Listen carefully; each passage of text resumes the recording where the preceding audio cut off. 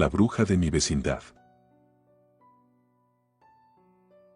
A lo largo de mi vida, he vivido varias experiencias paranormales y hoy quisiera platicarles una de ellas que en lo particular marcaron parte de mi infancia. Y no es para menos, pues quienes la vivimos nos dejó marcas de por vida. No ha sido fácil, pues hemos tenido que aprender a vivir con ello que nos ocurrió. Nos sucedió a mi hermano, a un amigo y a mí cuando éramos pequeños y nos quedamos solos en casa. Yo tenía si acaso los 11 años, los mismos que mi amigo, y mi hermano menor apenas había cumplido los 9 años.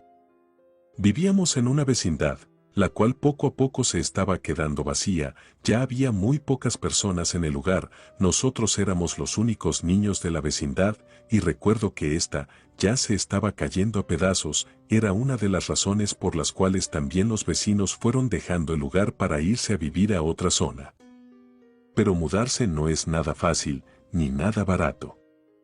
Por ello nosotros no teníamos a dónde ir. Además vivíamos solo con el salario que ganaba mi mamá cortando cabello en un instituto del centro de la ciudad de Guadalajara. Nosotros no éramos exigentes, sabíamos las limitaciones con las que contábamos y que no había muchos recursos, y cuando mamá tenía que salir a trabajar, no había con quien encargarnos o a quien le pagara para que nos cuidara. Nos dejaba a nuestra suerte. Era cuando teníamos la oportunidad de invitar a nuestro amigo a jugar a escondidas a la casa. Nunca fue del agrado de mi madre, pues decía que era una mala influencia. Si no mal recuerdo, a él le llamábamos Charlie y él vivía también en la vecindad en otro de los cuartos más retirados a nosotros. Ya éramos los únicos niños, nos llevábamos bastante bien, aunque a mi madre le pesara. Cuando Charlie llegaba a la casa nos divertíamos bastante, ya sea brincando en la cama o jugando a las escondidas. Fue en uno de estos juegos que descubrimos algo que mi mamá tenía muy oculto. Se trataba de una tabla Ouija, la cual la tomamos sin permiso y jugábamos sobre ella realizando preguntas estúpidas o carentes de sentido. Y cuando menos lo esperé, Charlie tomó la Ouija y nos preguntó a nosotros si ya sabíamos sobre la bruja que vivía en la planta alta. Hasta donde yo sabía, la planta alta ya había sido desalojada desde hace tiempo y no se podía vivir en ella, debido a que ya tenía tiempo de abandonada. Charlie nos comentó que, si había alguien. Pero nadie la veía debido a que se trataba de una bruja y solo se dejaba ver cuando algo tenía que hacerte.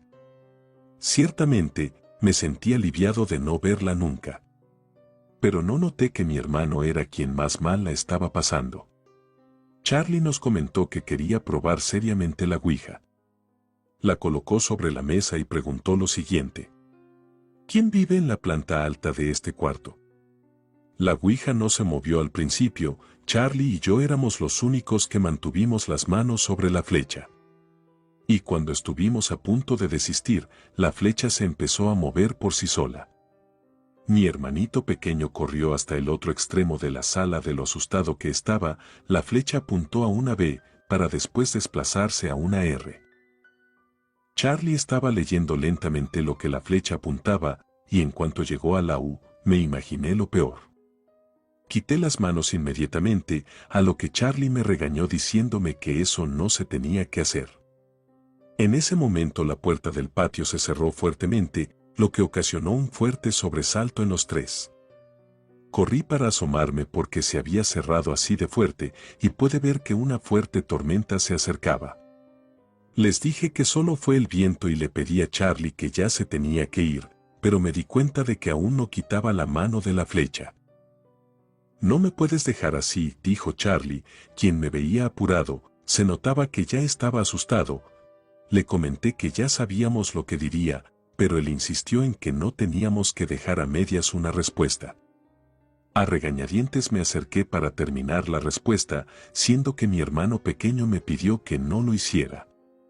Al poner mis manos sobre la flecha, esta comenzó a moverse hacia la J para después moverse hacia la letra A.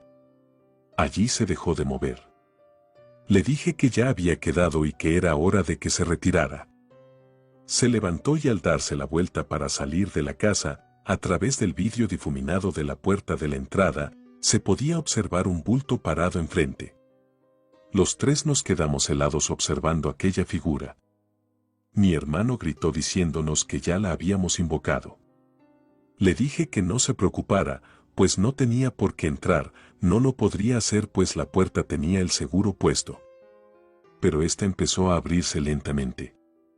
No la pensamos ni dos veces y nos fuimos corriendo al cuarto de mi mamá. Cerré la puerta, Charlie y mi hermano se escondieron debajo de la cama de mamá mientras yo me quedaba sosteniendo la puerta. Todo estaba en silencio y en un segundo se escucharon unos pasos arrastrándose dentro de nuestra casa. Me agaché y por debajo de la puerta pude ver que había alguien descalzo caminando. Sus pies eran negros, las uñas de cada dedo eran largas y retorcidas y se dirigía hacia donde estábamos nosotros. Ya sabía dónde nos encontrábamos. Me alejé de la puerta gateando y les dije que se estaba acercando. Busqué a mi alrededor donde esconderme y noté que el closet tenía espacio suficiente. Me apresuré para acomodarme y cerrar las puertas, pero vi que mi hermano salió debajo de la cama y se quería meter conmigo. Charlie, al notar que se quedaría solo, también salió debajo de la cama y corrió hacia el closet. Pero fue en ese instante que aquella bruja abrió la puerta de un fuerte golpe similar al que sucedió con la puerta del patio.